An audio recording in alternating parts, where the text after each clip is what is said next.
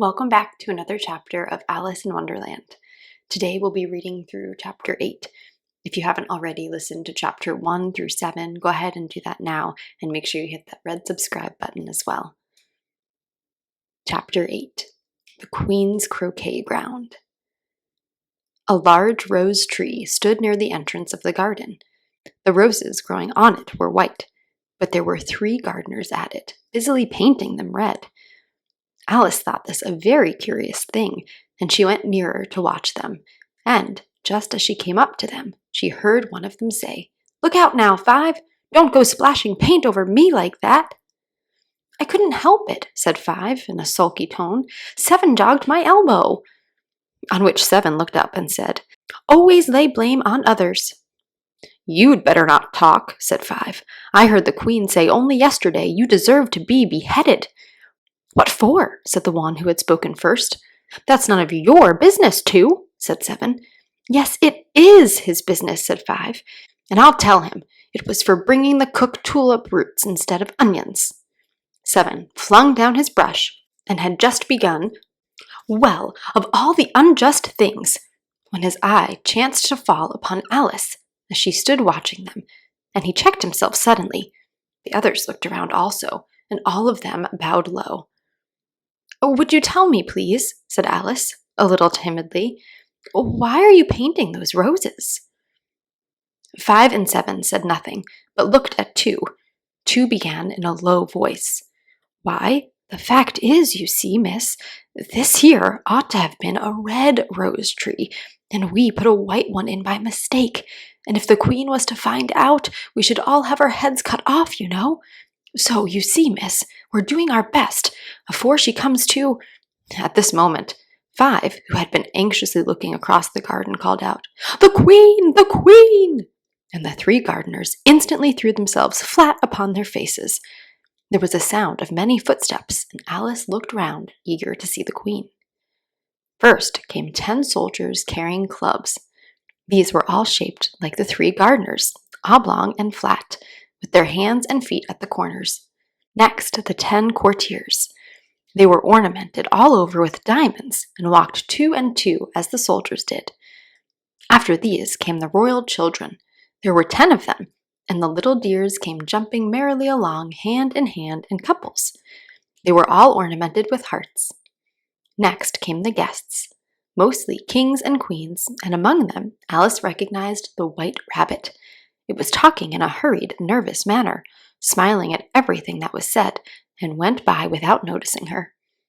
Then followed the Knave of Hearts, carrying the king's crown on a crimson velvet cushion, and last of all this grand procession came the King and the Queen of Hearts. Alice was rather doubtful whether she ought not to lie down on her face like the 3 gardeners, but she could not remember ever having heard of such a rule at processions. And besides, what would be the use of a procession, she thought, if people all had to lie down on their faces so that they couldn't see it? So she stood where she was and waited. When the procession came opposite to Alice, they all stopped and looked at her, and the Queen said severely, "Who is this?" She said it to the Knave of Hearts, who only bowed and smiled in reply. "Idiot!" said the Queen, tossing her head impatiently, and turning to Alice, she went on, "What is your name, child?" "My name is Alice, so please your Majesty," said Alice very politely. But she added to herself, "Why, they're only a pack of cards, after all. I needn't be afraid of them." "And who are these?" said the Queen, pointing to the 3 gardeners who were lying round the rose tree. For you see, as they were lying on their faces, and the pattern on their back was the same as the rest of the pack, she could not tell whether they were gardeners or soldiers or courtiers or 3 of her own children. "How should I know?" said Alice, surprised at her own courage. "It's no business of mine." The Queen turned crimson with fury, and, after glaring at her for a moment like a wild beast, began screaming, "Off with her head! Off with—" "Nonsense!" said Alice, very loudly and decidedly, and the Queen was silent. The King laid his hand upon her arm and timidly said, "Consider, my dear, she is only a child." The Queen turned angrily away from him and said to the Knave, "Turn them over." The knave did so, very carefully, with one foot. "Get up!" said the queen in a shrill, loud voice, and the 3 gardeners instantly jumped up and began bowing to the king, the queen, the royal children, and everybody else. "Leave off that!" screamed the queen. "You make me giddy!" And then, turning to the rose tree, she went on, "What have you been doing here?" "May it please your majesty," said Two, in a very humble tone, going down on one knee as he spoke, "we were trying—" "I see," said the queen, who had meanwhile been examining the roses. "Off with their heads!" And the procession moved on, 3 of the soldiers remaining behind to execute the unfortunate gardeners who ran to Alice for protection. "You shan't be beheaded," said Alice, and she put them in a large flower pot that stood near. The 3 soldiers wandered about for a minute or 2, looking for them, and then quietly marched off after the others. "Are their heads off?" shouted the queen. "Their heads are gone, if it please your majesty," the soldiers shouted in reply. "That's right," shouted the queen. "Can you play croquet?" The soldiers were silent and looked at Alice, as the question was evidently meant for her. "Yes," shouted Alice. "Come on, then," roared the queen, and Alice joined the procession, wondering very much what would happen next. It's a fine day," said a timid voice at her side. She was walking by the white rabbit, who was peeping anxiously into her face. "Very," said Alice. "Where's the Duchess?" "Hush, hush," said the rabbit, in a low, hurried tone.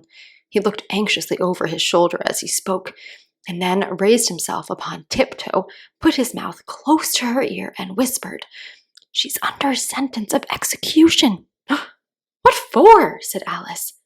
"Did you say what a pity?" the rabbit asked. "No, I didn't," said Alice. "I don't think it's at all a pity. I said, what for?" "She boxed the queen's ears," the rabbit began. Alice gave a little scream of laughter. "Oh, hush," the rabbit whispered in a frightened tone. "The queen will hear you. You see, she came rather late, and the queen said—" "Go to your places!" shouted the queen in a voice of thunder, and people began running about in all directions, tumbling up against each other. However, they got settled down in a minute or 2, and the game began.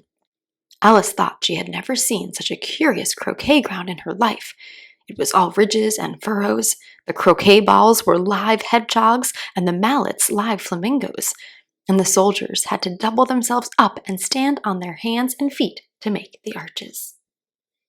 The chief difficulty Alice found at first was in managing her flamingo. She succeeded in getting its body tucked away, comfortably enough under her arm, with its legs hanging down, but generally, just as she had got its neck nicely straightened out and was going to give the hedgehog a blow with its head, it would twist itself round and look up in her face with such a puzzled expression that she could not help bursting out laughing. And when she had got its head down and was going to begin again, it was very provoking to find that the hedgehog had unrolled itself and was in the act of crawling away. Besides all this, there was generally a ridge or a furrow in the way wherever she wanted to send the hedgehog to, and as the doubled-up soldiers were always getting up and walking off to the other parts of the ground, Alice soon came to the conclusion that it was a very difficult game indeed. The players all played at once, without waiting for turns, quarreling all the while and fighting for the hedgehogs. And in a very short time, the queen was in a furious passion and went stamping about and shouting, "Off with his head!" or "Off with her head!" about once in a minute. Alice began to feel very uneasy. To be sure, she had not as yet had any dispute with the queen, but she knew that it might happen any minute. And then, thought she, what would become of me? They're dreadfully fond of beheading people here. The great wonder is that there's anyone left alive. She was looking about for some way of escape and wondering whether she could get away without being seen, when she noticed a curious appearance in the air. It puzzled her very much at first, but after watching it a minute or 2, she made it out to be a grin, and she said to herself, "It's the Cheshire Cat. Now I shall have somebody to talk to." "How are you getting on?" said the cat, as soon as there was a mouth enough for it to speak with. Alice waited till the eyes appeared and then nodded. "It's no use speaking to it," she thought, "till its ears have come, or at least one of them." In another minute, the whole head appeared, and then Alice put down her flamingo and began an account of the game, feeling very glad she had someone to listen to her. The cat seemed to think that there was enough of it now in sight, and no more of it appeared. "I don't think they play at all fairly," Alice began in a rather complaining tone, "and they all quarrel so dreadfully one can't hear oneself speak. And they don't seem to have any rules in particular. At least, if there are, nobody attends to them. And you've no idea how confusing it is, all the things being alive. For instance, there's the arch I've got to go through next, walking about at the other end of the ground. And I should have croqueted the queen's hedgehog just now, only it ran away when it saw mine coming." "How do you like the queen?" said the cat in a low voice. "Not at all," said Alice. "She's so extremely—" Just then, she noticed that the queen was close behind her, listening, so she went on, "Likely to win, that it's hardly worthwhile finishing the game." The queen smiled and passed on. "Who are you talking to?" said the king, coming up to Alice and looking at the cat's head with great curiosity. "It's a friend of mine, a Cheshire cat," said Alice. "Allow me to introduce it." "I don't like the look of it at all," said the king. "However, it may kiss my hand if it likes." "I'd rather not," the cat remarked. "Don't be impertinent," said the king, "and don't look at me like that." He got behind Alice as he spoke. "A cat may look at a king," said Alice. "I've read that in some book, but I don't remember where." "Well, it must be removed," said the king very decidedly, and he called to the queen, who was passing at the moment. "My dear, I wish you would have this cat removed." The queen had only one way of settling all difficulties, great or small. "Off with its head," she said, without even looking around. "I'll fetch the executioner myself," said the king eagerly, and he hurried off. Alice thought she might as well go back and see how the game was going on, as she heard the queen's voice in the distance screaming with passion. She had already heard her sentence 3 of the players to be executed for having missed their turns, and she did not like the look of things at all, as the game was in such confusion that she never knew whether it was her turn or not. So she went off in search of her hedgehog. The hedgehog was engaged in a fight with another hedgehog, which seemed to Alice an excellent opportunity for croqueting one of them with the other. The only difficulty was that her flamingo was gone across the other side of the garden, where Alice could see it trying in a helpless sort of way to fly up into a tree. By the time she had caught the flamingo and brought it back, the fight was over, and both the hedgehogs were out of sight. "But it doesn't matter much," thought Alice, "as all the arches are gone from this side of the ground." So she tucked it away under her arm, that it might not escape again, and went back to have a little more conversation with her friend. When she got back to the Cheshire Cat, she was surprised to find quite a large crowd collected around it. There was a dispute going on between the executioner, the king, and the queen, who were all talking at once, while all the rest were quite silent and looked very uncomfortable. The moment Alice appeared, she was appealed to by all 3 to settle the question, and they repeated their argument to her, though, as they all spoke at once, she found it very hard to make out exactly what they said. The executioner's argument was that you couldn't cut off a head unless there was a body to cut it off from, that he had never had to do such a thing before, and he wasn't going to begin at his time of life. The king's argument was that anything that had a head could be beheaded, and that you weren't to talk nonsense. The queen's argument was that if something wasn't done about it in less than no time, she'd have everybody executed all round. It was the last remark that had made the whole party look so grave and anxious. Alice could think of nothing else to say but, "It belongs to the Duchess. You'd better ask her about it." "She's in prison," the queen said to the executioner. "Fetch her here." And the executioner went off like an arrow.